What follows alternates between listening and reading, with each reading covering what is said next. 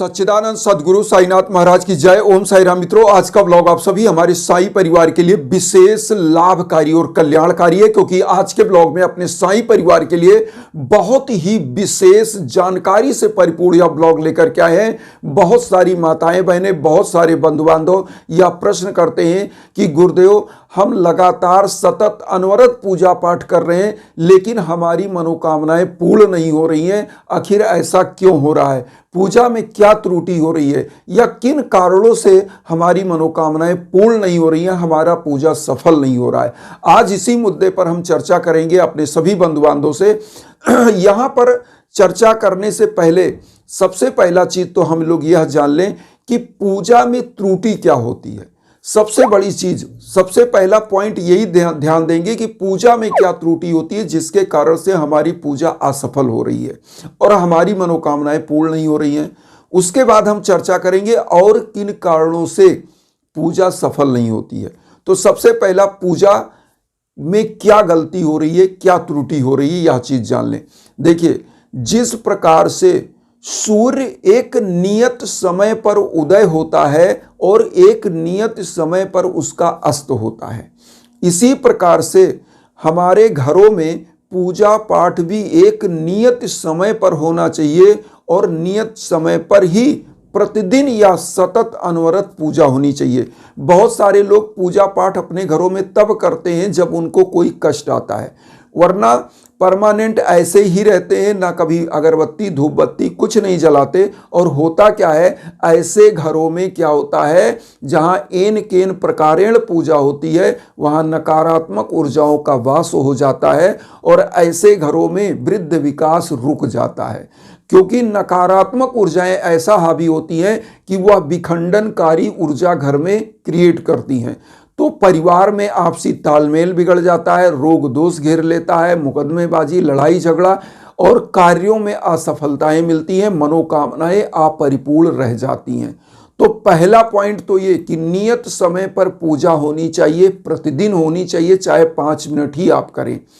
दूसरा चीज, क्या गलतियां लोग करते हैं, मन में अविश्वास की भावना लेकर के पूजा करना। कभी भी आप जिस प्रकार से किसी स्विच को दबाते हो कि फैन चलेगा ही चलेगा, लेकिन अगर कोई उसमें फॉल्ट है तो नहीं चलेगा। तो यहां पर क्या है कि जब मन में आपके फॉल्ट है और आप, फॉल्ट का मतलब समझिए अविश्वास है, और आप उस पूजा को करने जा रहे हो कि पता नहीं मेरी मनोकामना पूर्ण होगी कि नहीं होगी, तो आप जब फुल कॉन्फिडेंस से, पूरी एकाग्रता के साथ अपने प्रभु के शरणागत हो जाते हैं और पूजा पाठ करते हैं कि मैं यह पूजा करूंगा तो हमारे परमात्मा हमारे ऊपर कृपा दृष्टि बनाएंगे, तो निश्चित रूप से उसका फल मिलता है, क्योंकि अविश्वास से किए गए पूजा का अविश्वास रूप में ही फल प्राप्त होता है। साईं बाबा ने स्वयं कहा है, जैसा भाव रहा जिस जन का वैसा रूप हुआ मेरे मन का। जिस प्रकार से भाव रख करके आप पूजन करोगे वही चीज हम आपको प्रदान करेंगे। तो यहां पर आप समझिए कि बाबा ने स्वयं कहा है कि जो भक्त अनन्य भाव से मेरी शरणागत हो जाता है और मेरे चरणों में ध्यान लगाता है, उसके घर में अन्न धन वस्त्र की मैं कभी कमी नहीं होने देता। तो पूजा में दूसरी त्रुटि क्या होती है, अविश्वास की। पहली तो नियत समय नहीं होता पूजा का। दूसरा चीज क्या होता है कि आपको अविश्वास होता है। अविश्वास के साथ साथ श्रद्धा और सबरी का ना होना भी एक कारण है। जब श्रद्धा के साथ, सब्र के साथ पूजा किया जाता है तो तत्काल आपको उसका परिणाम प्राप्त होता है। अब यहां पर तीसरा चीज आप जानिए, क्या होता है कि लोगों के अंदर यह भावना रहती है कि हम यह पूजा करेंगे और प्रभु चेंज हो जाएंगे, प्रभु का मन परिवर्तित होगा। प्रभु तो साक्षात परिवर्तित मन बना के बैठे हैं, चेंज आपको होना है। कैसे? आप पूजा पाठ करते हो लेकिन जो गलतियां, जो कुकर्म आप करते हो वह करते रहते हो, जो गलत कार्य आप कर रहे हैं वह करते रहते हैं। झूठ बोलना, धोखा देना, मक्कारी करना, और फिर प्रभु के सम्मुख खड़े होते हो कि हमारी मनोकामना पूर्ण हो। तो चेंज होइए, अपने अंदर बदलाव लाइए, अपनी जो कार्यशैली है उसमें चेंज करिए। प्रभु को चेंज करने की कोशिश ना करिए, स्वयं बदलिए। बदलाव स्वयं को लाना है। ये नहीं कि हमने बाबा से मांगा, हमने प्रभु से मांगा, हमने किसी ईश्वर की पूजा करी और उन्होंने आपको कुछ दिया नहीं, तो ये तो हो गया बदले की भावना कि गिव एंड टेक। ऐसे समयों में परमात्मा क्या मांगते हैं? आपकी सच्ची श्रद्धा मांगते हैं।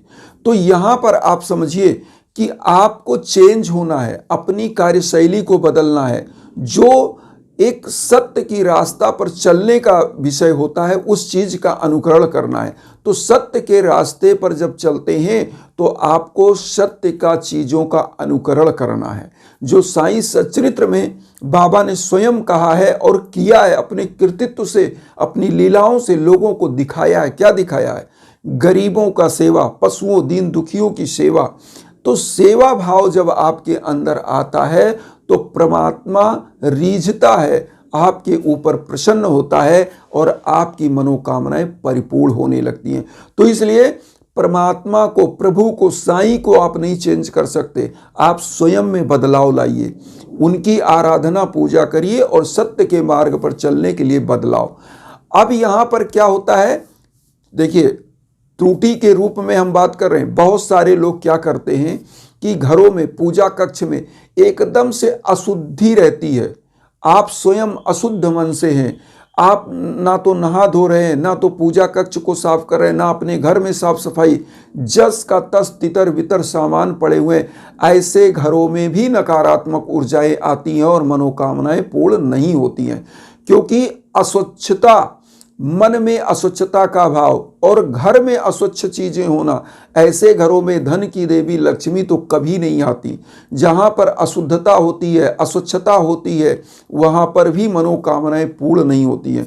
तो इसलिए तन की पवित्रता, मन की पवित्रता के साथ साथ आपके घर का वातावरण भी पवित्र होना चाहिए। जहां पर सकारात्मक वातावरण में सकारात्मक मन मस्तिष्क बनता है, वहां पर प्रभु के चरणों में ध्यान भी बहुत अच्छा लगता है और कंसंट्रेशन भी बहुत अच्छा बनता है।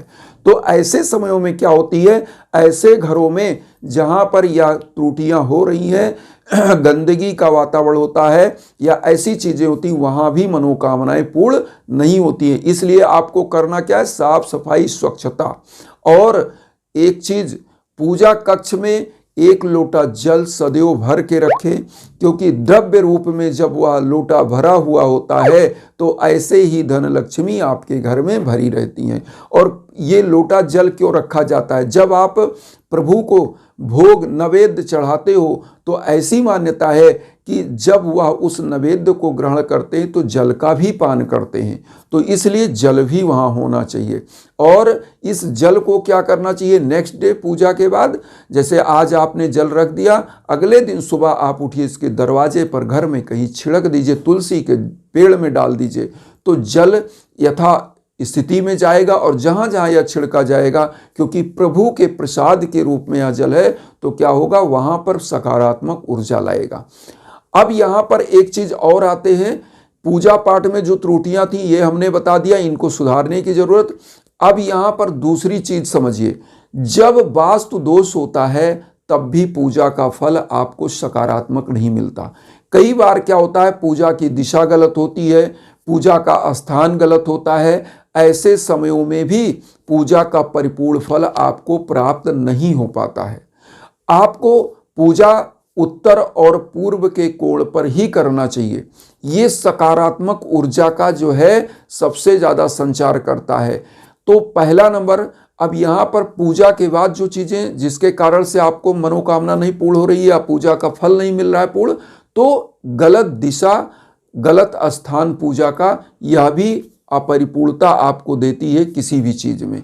तो ये चीज़ आप जान लें कि आपका पूजा स्थान उचित जगह पर और उचित दिशा में होना चाहिए, क्योंकि ये वास्तु दोष को भी क्रिएट करता है। अब आते हैं इधर कि सबसे बड़ी चीज़, पूजा का जो सबसे बड़ा विधान है वो क्या है? ब्रह्म मुहूर्त। पूजा किस टाइम सबसे ज़्यादा फलीभूत होती है यह जान लें।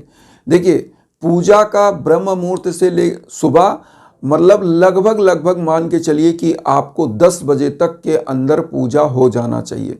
उसके बाद आपको शाम के टाइम क्या होता है, गोधूल बेला के बाद पूजन होना चाहिए, क्योंकि गोधूल बेला में क्या होता है, ऐसे समयों में पूजा का परिपूर्ण फल नहीं मिलता। गोधूल बेला जब सूर्य अस्त हो जाए और गोधूल बेला समाप्त हो जाए लगभग 5 से 6 बजे के बाद, तो उसके बाद आपको पूजन करना चाहिए। तो इससे क्या होता है, गोधूल बेला के बाद जब आप पूजन करते हैं तो उसका परिपूर्ण फल मिलता है और उस समय सकारात्मक ऊर्जाएं पृथ्वी पर निवास करती हैं। और ब्रह्म मुहूर्त में सबसे ज़्यादा सकारात्मक ऊर्जा पृथ्वी पर होती है, जो अर्ली मॉर्निंग का टाइम होता है, 4 बजे से ले करके और 5-6 बजे तक का समय होता है। 1.5 से 2 घंटे का यह समय सबसे ज़्यादा पूजा का फल देता है। तो कुछ चीज़ों को आपको ध्यान देना है जिसके कारण से पूजा का फल आपको प्राप्त होगा, और अगर यह त्रुटियां होती है तो पूजा का फल प्राप्त नहीं होता है। अब यहाँ पर एक चीज़ और ध्यान दें, जब भी कोई भी पूजा पाठ करे, अनुष्ठान करें, तो गरीबों दीन दुखियों को जरूर सहयोग करें, अन्न का दान करें, वस्त्र का दान करें, फल का दान करें, यथा समर्थ दान ये होना ही होना चाहिए। इससे भी आपकी पूजा का परिपूर्ण फल मिलता है। पूजा जब भी अनुष्ठान करें या इसके अंदर सबसे बड़ी चीज़, हमेशा आपको एक चीज़ ध्यान देना है कि आपको किसी का हृदय नहीं दुखाना है, क्योंकि जब आप पूजा अनुष्ठान करते हैं और आपके अंदर चेंजिंग नहीं आती है, तो आप क्या घर में ही लोगों को आप गाली गलौज कर रहे हैं, घर में ही मारपीट कर रहे हैं, बाहर जा रहे हैं वहाँ भी आपके अंदर वही भावना, वही उग्रता है, तो लोगों के हृदय को दुखाना, और हृदय में ही प्रभु का निवास होता है। जैसे आप किसी मंदिर का प्राण प्रतिष्ठा का नाम सुना होगा, मंदिर बन जाती है, जब तक उसमें विग्रह की स्थापना प्राण प्रतिष्ठा नहीं होती है तब तक उस मंदिर की पूजा नहीं होती है। तो जो हमारे अंदर प्राण प्रतिष्ठित वह आत्मा है, जब किसी की आत्मा को आप दुखाते हो तो क्या होता है, आपकी जितनी किए कराए की पूजा है वह ध्वस्त हो जाती है और श्राप के रूप में कन्वर्ट हो जाती है। इससे भी आपकी मनोकामना परिपूर्ण नहीं होती है। तो सबसे बड़ा चीज़ कि आपको हमेशा अपने बड़ों का सम्मान, गुरु का सम्मान, किसी की बुराई नहीं, परमात्मा में हमेशा ध्यान और अपने कर्म क्षेत्र पर लगे रहना, क्योंकि लिखा है कर्म प्रधान विश्व करि राखा, वही है वही जो राम रचि राखा। तो कर्म प्रधान है और देना वही है ईश्वर को जो आपके लिए रचा हुआ है, उन्होंने रखा हुआ है, लेकिन कर्म करोगे तभी वह चीज़ मिलेगा। अब यहाँ पर आते हैं कि जब जीवन में कोई भी भीषणतम कष्ट आए तो ऐसे समय में यज्ञ याजन हवन पूजन इसलिए होना चाहिए। इसीलिए लिखा है कि बाढ़ पूत पिता के धर में, खेती उपजे अपने कर में। ऐसे समयों में जो माता पिता यज्ञ याजन हवन पूजन इत्यादि करते हैं, धर्म कार्य करते हैं, उनके पुत्र पुत्रियां बढ़ते हैं, उनके घर में सुख शांति आती है। तो इसलिए हमेशा समय समय पर यज्ञ याजन हवन पूजन करते और कराते रहना चाहिए। इससे आपके घर परिवार में सुख समृद्धि का वास होता है, क्योंकि हमारे यजुर्वेद में यज्ञ का जो वर्णन है, पुरातन समय से समस्त ऋषि मुनि और राजा महाराजा और जनता प्रजा सब लोग यज्ञ याजन पर विशेष ध्यान देते थे और धर्म के अनुसार 4 पुरुषार्थ जो था, धर्म अर्थ काम मोक्ष, उसके अनुसार आचरण करते थे और वह सदैव प्रगति के पथ पर चलते थे, सुख समृद्धि के साथ आगे बढ़ते थे। तो इसलिए यज्ञ याजन हवन पूजन के लिए आपको कहीं भटकना नहीं है। अगर आप चाहते हैं आपके नाम गोत्र पर जब संकल्प होकर यज्ञ याजन होता है तो आप विश्व के किसी कोने में हो, वह ऊर्जा आप तक पहुंचती है और आपका कल्याण करती है।